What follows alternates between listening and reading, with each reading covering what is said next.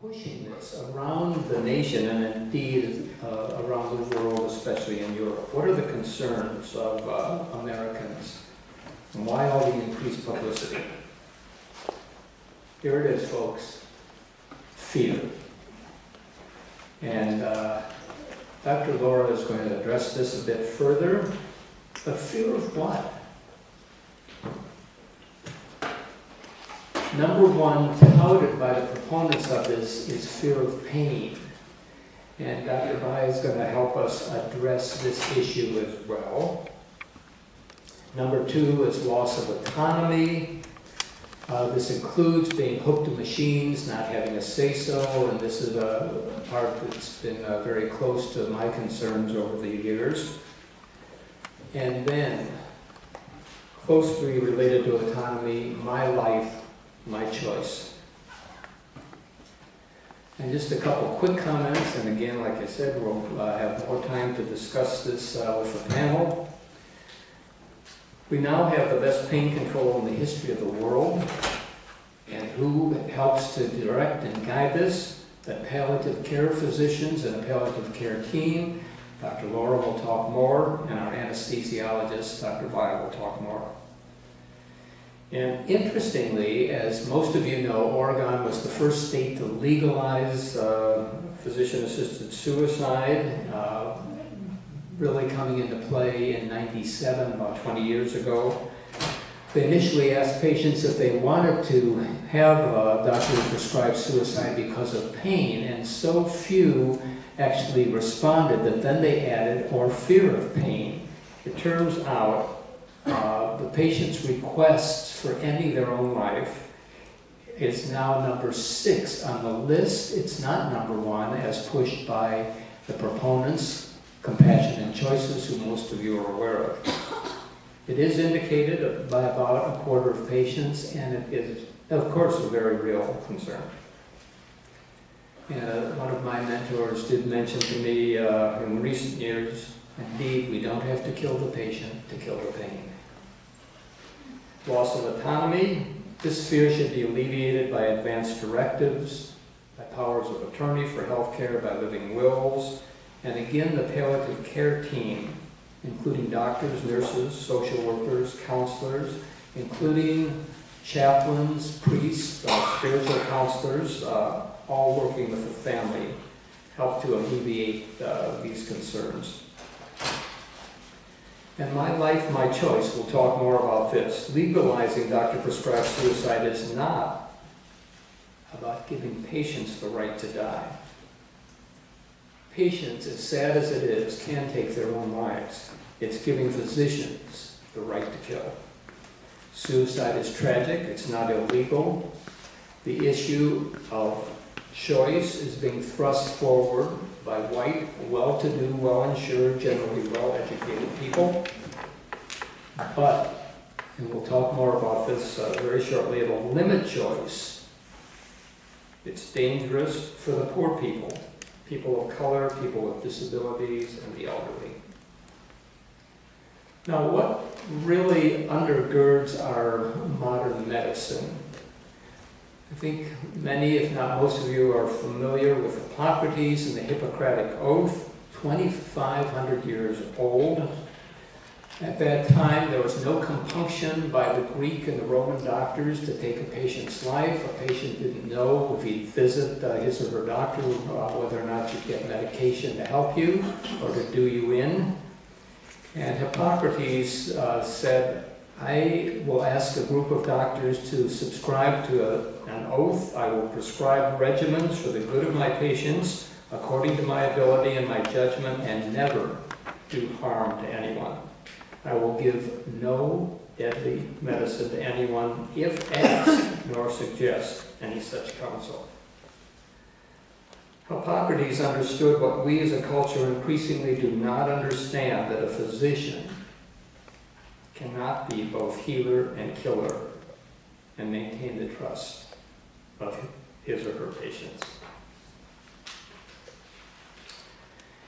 And Again, I go back to something Helen said earlier, and that was discussing issues, and when we discuss abortion, unfortunately in our Commonwealth, we need to leave our religious beliefs so often at the doorstep.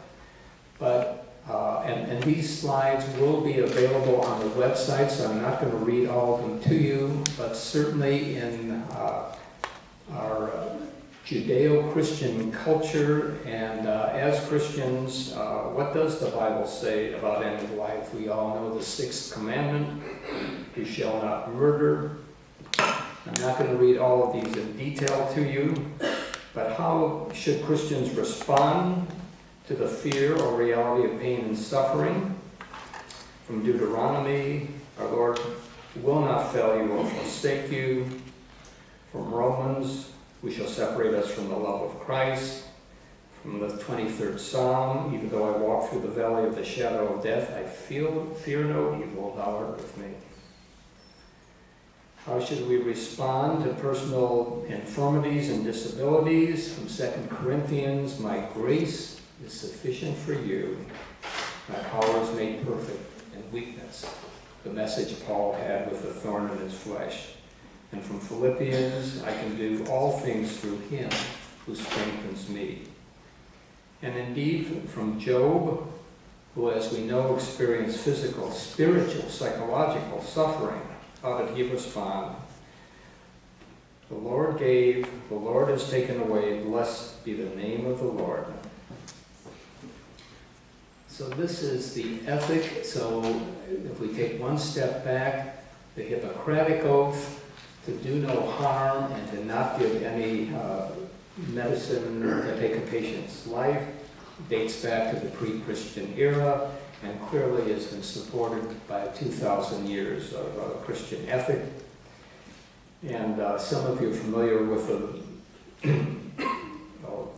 hymn song, In Christ Alone. If we look at just that first few lines, no guilt in life, no fear in death, this is the power of Christ in me. From life's first cry to final breath, Jesus commands my destiny. Again, prohibition from taking one's life. Now, I'd like to spend just a couple of minutes first to let you see, and I'm not going to read all these, rest assured. These are only 12 of the reasons of the dangers for doctor-prescribed suicide. And I want to focus on a couple. I'm going to focus on the dangers to the poor and the people of color and those with disabilities. First, let's look at our demographics in Massachusetts. Of our total population of 6.5 million, I guess, if you can see what I've highlighted in kind of the gold yellow, we have about 1 million people of color, our Hispanic and Black population. And I want to make the connection here with poverty. Poverty rates in the white population, and again this is Massachusetts, about 9%, double that in African Americans and triple that in Latinos. And with the disabled, 750,000 people with disabilities, and then this slide shows a connection between poverty and by sex and by race. So remember, about 9% of white folks lived in poverty. It is increased if you have a disability, but what happens if you are either Black or Latino? It doubles or triples. And why do I make this point? Experience from Oregon. Let me tell you the case of Barbara Wagner. Some of you are familiar with a few of these patients. Springfield, Oregon, 64-year-old, her lung cancer had been in remission. She learned the disease had returned, would likely kill her. Her last hope was a very expensive drug that her doctor prescribed.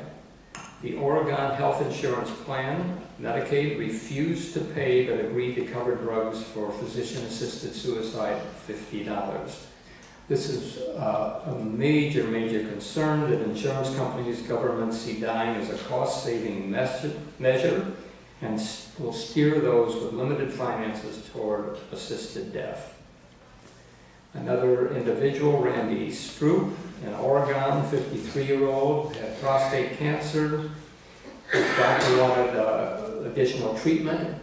He had a letter sent to him, and he is on his website shows his outrage.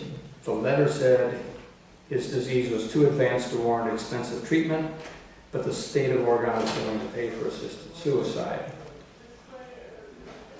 So the poor in Massachusetts are vulnerable to denial of care if a doctor-prescribed suicide is legalized. Poverty disproportionately affects our people of color and those with disabilities. Patients who are poor are indeed vulnerable, and the insurers and government entities in states with legalized doctor-prescribed suicide have balked at paying for life-saving measures. Also, if we add to this a distrust of physicians by our minorities. Now, the previous cases in Oregon happened a number of years ago, and when I had the opportunity to present this at the State House, the spokeswoman for Compassion and Choices said, "Oh, this was a long time ago, it was an administrative error, it couldn't happen in Massachusetts." So from all we've been seeing, can administrative errors happen with a state-run health program?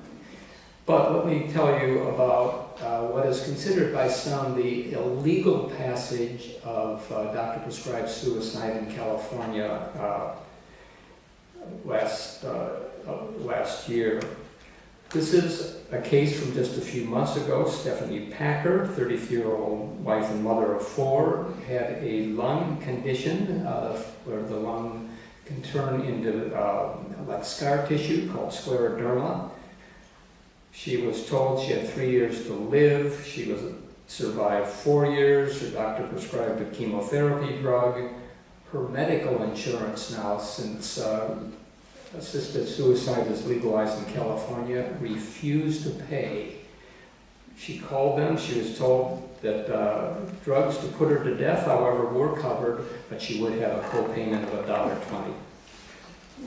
So, folks, this is happening today. Each time this gets passed, once this is legalized, it becomes a treatment option. This is really key.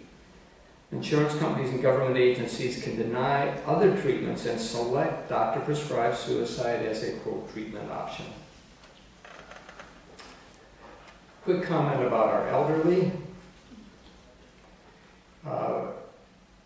There is a website for the Commonwealth of Massachusetts showing the number of patients, 25,000 elder abuse reports. But this is what I want to point out. With the bill that has been repetitively before the State House and again is before the State House, is the financial exploitation. The 2017 bill, reintroduced now for the 7th time on Beacon Hill, would allow an heir to be a witness for a person requesting assisted suicide. You need 2 witnesses. One can be an heir. Can grandma or grandpa who's depressed and maybe has a little dementia not be coerced. And then let me go quickly over a couple dangers to society. Most of you are probably aware of the Brittany Maynard tragic case, a 29-year-old California woman who had brain cancer in 2014. She decided to go to Oregon for physician-assisted suicide, and it was sensationalized by supporters of the assisted suicide. She was on Oprah, she was on the cover of People magazine, she had a running blog. She did take her life on November 1st. I will go quickly over this slide and not read it all, but a psychologist reported, and this is on the web, on October 31st, Brittany said, "I think that it's not the right time to take my life, and the next day she had died. And so there was, again, questions of family coercion. But the biggie is the danger of removing hope for medical breakthrough. Remember, this is November of 14. 4 months later, cover of Time magazine, 2 women who had the same cancer underwent a new type of therapy, and the one woman, there's a little arrow on the left, her cancer was gone by the summer of 2015. And many of you are aware of J.J. Hansen from New York, a Marine who in 2014 had the same cancer as Brittany. And he was given 4 months to live. He chose, again, cancer therapy at Sloan Kettering, was in remission as of January of this year, and I looked yesterday, couldn't find an update. His cancer had returned, but he is grateful to be alive 3 years when he was told he had only 4 months to live. He's been able to enjoy his wife and his little boy. It shows also that not only the danger of removing hope, but the doctors cannot determine with certainty that a patient will only have 6 months to live. And J.J. Hansen does not see assisted suicide as a choice that only affects an individual. Its influence for others is widespread and should make it illegal. And what do I mean by that? Let me show you this one graph. This is what it does to society. An article in the Southern Journal of Medicine. On the bottom line is the overall suicide rate in the U.S. states. You can see it has been increasing a little bit, but the Oregon rate and the rate in Washington state is increasing faster than the national average. Suicide is seen as acceptable. And then information that's not available elsewhere, and this is where I will end. The group behind physician-assisted suicide called Compassion and Choices. First, the meaning of compassion is to suffer with. Where is the compassion when the prescribing physician is not present 90% of the time of death? Data from Oregon.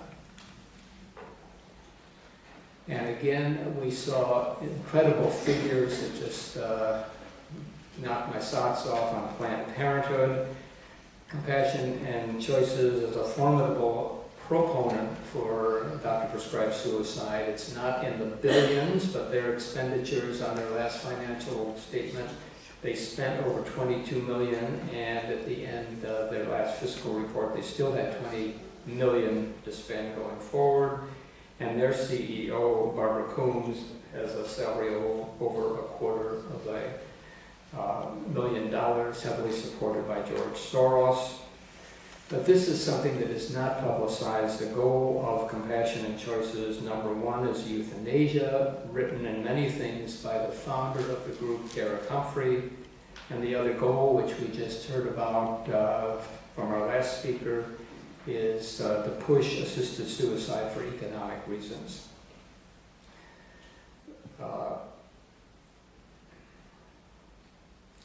So in closing, this little section, it shouldn't be the state's responsibility to help despairing people kill themselves. Let's channel more effort into improving our management therapies into palliative care and hospice. Okay, I know we're running a little bit over, but I would like to ask Dr. Laura if you'd like to make a few comments, and then we'll try to go to our questions and panel. Thank you. Well, thank you, Bill, and thank you, Anne, for allowing us to be here to speak today. It's a great privilege. I just want to pick up where Bill left off a little bit, that really, in his last slide, he showed how we really need to start thinking about better management options for what he put up as was driving this request for physician-assisted suicide. And he mentioned fear. But obviously it's not the fear of dying, because people are requesting to die, and that they're requesting assistance in dying. And as you mentioned, when you start to ask people, well, what are you really afraid of? And they give answers like, well, they're afraid of pain, they're afraid of being in pain, when they're dying, they're afraid of the loss of autonomy, they're afraid of being burdens on their families. Those are all things that fall outside of the physical realm and really fall more into what we consider the existential realm. And that's what I'd like to focus on a little bit more. So what exactly is existential suffering? Again, it's not the fear of actually dying. It's the fear of other things that happen when we're faced with our own mortality. It's our fear of isolation. I recently had a patient in clinic yesterday who is a 5-year survivor of stage 4 breast cancer, whose disease is starting to progress, and her oncologist has gotten to a point where he's actually quite too busy to meet with her on a regular basis, and now she's being seen by her physician's assistant rather than the oncologist. And to her, the sense of abandonment and isolation is so profound that is where her suffering is more so than from her actual cancer.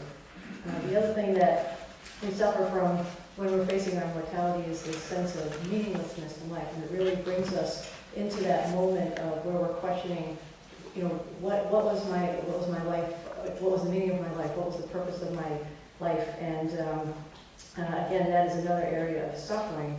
And also, obviously, when we're facing death, it represents a loss of possibilities. Our possibilities for our future are now quite limited.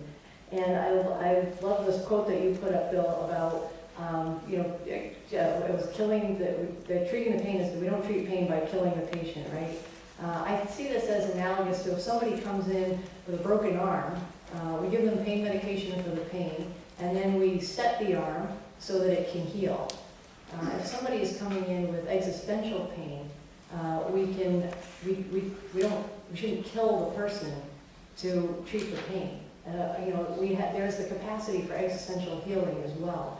And unfortunately, this is where we as physicians are sort of almost complicit in this drive for physician-assisted suicide, because this is an aspect of medicine that we are not trained in at all. Okay? As we're going through medical school, we are really being trained to fix and to cure, and we focus on the disease, and and now we actually focus on the billing and all the things that we have to do in the electronic medical record. I joke with the medical students that you don't need to go to medical school anymore. You just need to call the insurance company to find out what you can do for your patient, because every time I try to order a test, I get told I can't have that, but you can have this. So why bother going to medical school?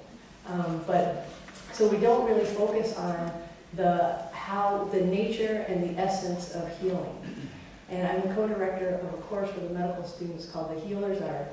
And what it talks about, what we're trying to share with the students as they're going through the meat grinder of medical school to become a physician, and they're so focused on becoming experts and learning all the stuff that they have to learn, is that the way we heal is with our presence.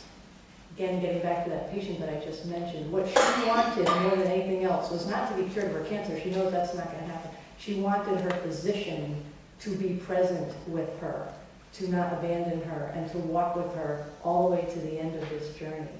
And that is a thing that in the medicine that we are not trained to do, and that we don't understand the power of that. And it's that sense of alienation. Modern social theory that has looked at suicide has really determined that suicide is a social ill that is driven by alienation and amity that's happening in our society, the loss of values and standards and the ideals that we have and a sense of purpose in life. And the same thing happens to a person when they're facing their mortality face to face. And we as doctors are not trained to help in that sense. And so we are in some way complicit with this drive. There's a dissatisfaction with the medical system at that point in time in life. And what we need to do as physicians is to get back to those very grassroots of what medicine is all about and how to heal. There was an article that came out in 2000. It's an interesting study. It took place in the states of California and Washington. It was shortly after Oregon passed the legalization of physician-assisted suicide. And as you know, California and Washington have really been driving to get it legalized, and they both have now, but this was before that time. And the authors of the study contacted a number of physicians who were either hospice physicians or oncologists or physicians who were infectious disease specialists who focused mostly on HIV. So people who were seeing a lot of patients at the end of life. And these were all physicians who had been approached by their patients to help them with physician-assisted suicide. And in some cases, they actually had about 30% had actually acceded to these requests, even though it was illegal. And they asked the physicians what were the reasons why people wanted this. And as Dr. Bill pointed out, the first one was pain. And the physicians would not prescribe, would not facilitate physician-assisted suicide for pain alone. They actually could manage the pain pretty well. The next reason was depression. And we didn't get to this, but depression is a real issue at this time of life when we're facing our mortality. It's estimated about 60% of people actually have depression, and about less than 10% are actually referred to a psychiatrist for management of that. These are people who are asking for physician. 4% are referred to a psychiatrist for management of their depression. These physicians in this study treated their patients for depression and felt they had done that reasonably well. But it was the existential suffering, the issues that the patients were facing with their existential suffering that caught the physicians, that they weren't able, that they didn't feel capable to manage. There were three things within that realm that the patients described. One is that they didn't want to be a burden on their families anymore. And the physicians did not accede to that request. They would not prescribe medication for that request. The other thing is they wanted to have control over the timing of their death. And also that was not a place where the physicians felt comfortable prescribing in that setting. I think in that setting, they felt like they were actually the executioner if they were handing out the pill. But when the patients talk about a sense of a lack of meaninglessness in their life and no sense of purpose, that was when they were willing to prescribe the pill to the patients. And what was interesting is that I'm going to end my comments pretty quickly here because I know we're running out of time. But requests, I just want to read this part. Requests due to existential suffering are the most difficult ones for physicians to deal with, and often were seen as falling outside traditional clinical medicine.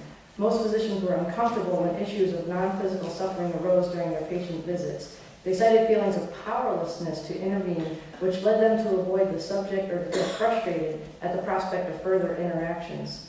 5 physicians, however, said that they gained fulfillment from patient interactions regarding non-physical suffering. They mentioned using discussion about non-physical suffering as an opportunity for relationship building and empathetic communication. Physicians who were willing to discuss their patient's suffering reported feeling more comfortable with their choices regarding their patient's request for assisted suicide, even if they believed that they had little to offer the patient. This was true regardless of the outcome of the request. So again, as I've been preparing for this panel discussion and just thinking about, what's really ultimately driving, we can manage the pain, we can manage the depression. What we're not doing well at is managing the existential suffering, and that's really where we as a medical community need to start focusing our attention. Otherwise, my concern is that as we normalize physician-assisted suicide, as it becomes the law of the land, that we're just going to totally ignore our role as healers. It's going to be just something that we do. It's going to be another one of the things on the checklist that our profession is digressing into now. The technology is wonderful and it's helped in so many ways, but it's really coming between us and the patient.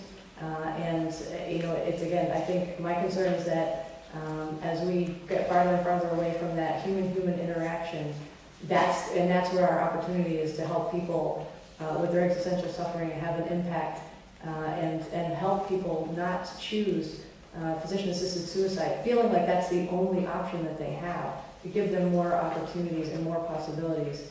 I think that's where we need to focus our efforts. And I'll end my comments there, and I guess we'll move on to the panel. Thank you.